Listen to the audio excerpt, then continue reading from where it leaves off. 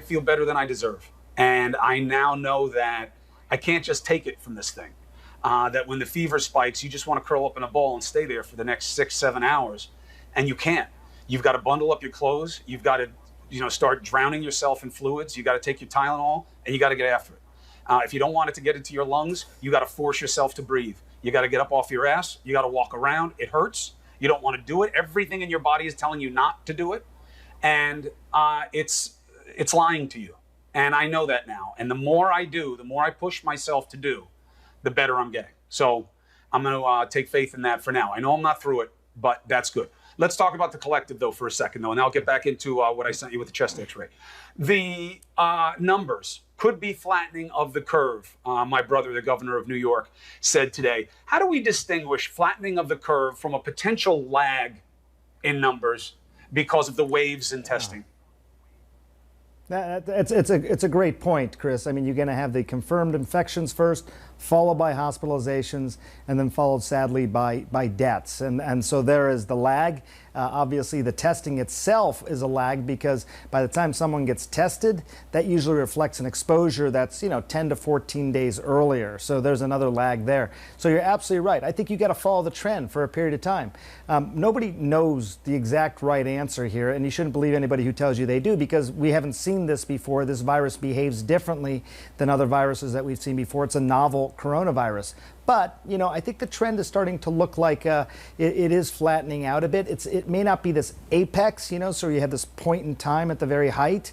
It may be sort of go up and then you plateau for a while and then you come back down. That's possibly what's going to happen here. But it does look encouraging right now, and it sort of fits the models as well. Quickly take a look at the model for New York. When you look at these models, Chris, you've looked at tons of them. I spent all weekend looking at them.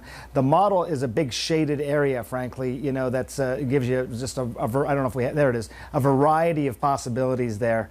But near the bottom, that dotted line, we're still in the solid line, but that dotted line is what this is looking like it's going to be, which is, still high, but it's encouraging, as I think your brother put it, Chris, is sort of redlining here. I mean, getting very close to using everything that they have, but still, within the capacity of the healthcare system. And one of the sad realities is that they're not having as big a crush with ventilators as they expected because so many people are succumbing. I think that we really don't figure out how this thing kills us yet. We're seeing funky things with young people. We're seeing funky things that it does in its lungs, in people's lungs, where they're starting to intubate people on their stomachs now, which they don't usually do, to try to create more, air passage for them, because most of the lungs, obviously, this, Doc, you told me, but most of our lungs are in our back, not in our front. We always think that they're here in the front, but they're in the back, and they're trying to make adjustments now. Yeah, well, it's interesting. We are getting a better sense of what's happening with this particular, infection. I mean, but you're right. I mean, is it the virus itself that's replicating over and over again and eventually, overwhelms the body, leading to multiple system organ failure, or is it the body's reaction to the virus itself? Somebody who's young and healthy, as you point out, they should be able to fight the virus, typically. But in fact, the body reacts so strongly that in fact it's the inflammation that ends up being a problem for the person and what the clinicians are trying to treat. I'll just tell you quickly, Chris, I mean, this raises this whole issue about even hydroxychloroquine, this medication that so many people are asking about. It's sort of an immunosuppressant, right? It's used for things like lupus. It's to dampen down someone's immune system that is hyperreactive. Well, that could work well if the problem is a hyperreactive immune system. But what about somebody whose immune system is weak? And that's why they're suffering so much with this disease. Then you might actually end up harming the person. So that's the challenge here. That's why you study these things, Chris.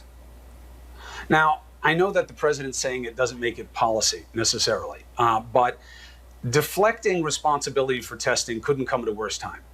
We now know that if the federal government doesn't have a heavy hand in testing, Sanjay, it's just never going to happen. You're never going to get to scale. So what do you take from the president saying today, not only something that is raw in its complete contradiction of what he said a month ago, but basically absenting the federal government from having a big hand in testing and saying it's really hospitals and states? Look, I mean, this is one of these things, Chris. I think you and I have been talking about for so long now. I mean, a couple of months at least, where we said, look, we see this coming. We know exactly what needs to be done. Not just us, obviously. The public health officials say, in order to basically understand this virus and how widespread it is, you've got to test. And the policies that were put in place by the federal government early on really diminished testing. Don't really test somebody unless they've just returned from China. Don't test somebody unless they've come in direct contact with someone who's known to have coronavirus. That's not how you get surveillance. We were never set up initially to actually have surveillance on this. By the way, there were countries around the world that did do this. South Korea, everyone always gives that as an example. The reason why is they had good surveillance. Germany had good surveillance, and you can see that they had good or much better results because of that. It is a bad disease no matter what, and I'm not going to minimize that part of it. But in order to do the best that you can, we needed to be doing more advanced testing earlier on, and that was really some of the directives coming from the federal government. Now public health laboratories, now commercial laboratories, now university hospitals, now all these private laboratories, and they need to come on board, and they are. But this isn't something you can catch up on like sleep. We're behind, and we stayed behind on this, as you just pointed out, even in New York. And you need the guiding hand the same way you do with the purchasing power for the states. And the only reason I harp on it is not because I want to keep going backwards. If you don't learn the lessons of the past, you will repeat them. And we know we're going to have another wave of this. And if the politics allows this to become about non-accountability, that the Fed gets a pass on testing, it's really states, we'll wind up in the same place. Now, in terms of where we don't want to go. That's right. If you have coronavirus, in most of the cases, your big fear is that it's going to get your lungs. That's what it wants. It wants your lungs, this thing. So this weekend, I had the fever start to go down a little bit, and I started to feel it come into my chest. So I went to get a chest x-ray, and I want you guys to see this just so you can see what we're looking for and not, okay? Now, Doc, obviously you understand this. What we're looking for in the lungs are big white areas. What are the terms that people will hear? What are they looking for? And what do you see in this mighty expanse of chest in front of you? Well, I mean, you're right. I mean, one of the things that you'll hear is infiltrate. Do you have an infiltrate in your chest, in your lungs? And that's basically a collection of inflammatory fluid. I would look for those in areas where the black areas are the air in your lungs. I would look for some of those black areas to essentially be filled with white spots. And I just want to make it clear for the audience, I'm not diagnosing here from afar or via television. Chris and I talked about this earlier today, and he obviously had his own doctor look at it as well. In the middle of the chest x-ray there, you can see you have a little bit of infiltrates, and you can see this on, this is the side view now. You'll see in the sort of middle of the film there is your spine. You see those sort of domino-looking bones, awfully small, I might add, Chris, for a big guy like you, in the middle of the spine there, and then in front of that is the x-ray of your lungs. And it looks pretty good. Maybe a little bit of fluid build up there, but not something that I would definitively call pneumonia, which is what they're trying to diagnose. Pneumonia is not just diagnosed by a chest x-ray, but it's one of the tools that doctors use to diagnose it. So it looks good. And again, just make it clear, I'm not diagnosing Chris via television here, but that it looks pretty good. And I looked at that more closely on my computer today. Right. Look, and I had different pulmonary people look at it. They take very gross readings, because it's either really pneumonia or it really isn't. And they expect me to have infiltrate because I have the virus. And I have to tell you, it is scary to have your lungs go up there and see this stuff and be like, well, what is that? What is like that smoke in there? And they tell you, yeah, it's the virus. It's in there. It's in you. You have to fight to keep it out.